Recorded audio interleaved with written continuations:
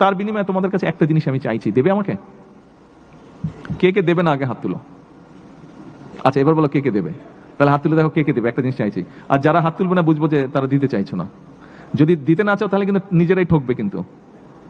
যারা দিতে চাবে না, যেই জিনিসটা চাইছি আমি, মেয়েদের কাছেও চাইছি আমি।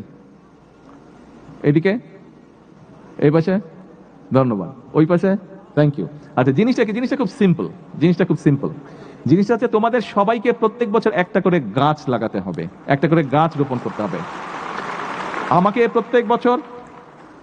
প্রত্যেক বছর একটা করে গাছ উপহার দিতে হবে। আমাকে দিতে হবে মানে আমাকে ফিজিক্যালি দিতে হবে না। তুমি যেখানে থাকো, তুমি যেখানে মাঠে খেলো, তুমি যে বাসায় থাকো, অথবা যেখানে থাকো, যে স্কুলে পড়ো, যে কলেজে পড়ো, ওখানে কোনো এক জায়গায় প্রত্যেকে একটা করে, প্রতি বছর একটা করে গাছের চারা রোপণ করবে। পারবে?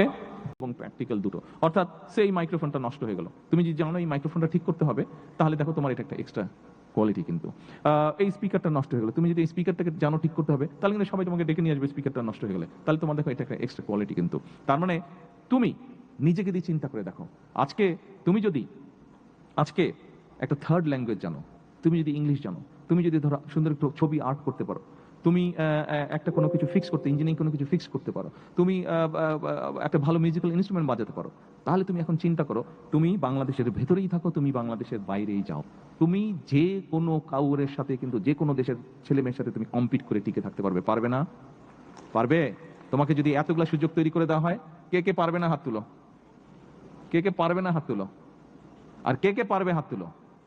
দেখো তোমরা সবাই, অলমোস্ট সবাই তোমরা হাত তুলছো। তোমাদেরকে এই সুযোগগুলো আমরা করে দিতে চাই। তোমাদেরকে যদি এই সুযোগগুলো, থ্যাংক ইউ, এই সুযোগগুলো যদি তোমাদেরকে করে দিয়ে তুমি শুধু আগাবে না, তখন কিন্তু সমগ্র বাংলাদেশ তোমার সাথে আগিয়ে যাবে। সমগ্র বাংলাদেশ তোমার সাথে আগিয়ে যাবে। সমগ্র বাংলাদেশ তখন ভাইব্রেন্ট হয়ে যাবে। প্রিয় বন্ধুরা, আজকে কিন্তু এই অনুষ্ঠানে ঢোকার আগে আমি আরেকটি কাজ করেছি। সেই কাজটি হলো, নিশ্চয়ই তোমরা বোধহয় দেখেছো স্ক্রিনে,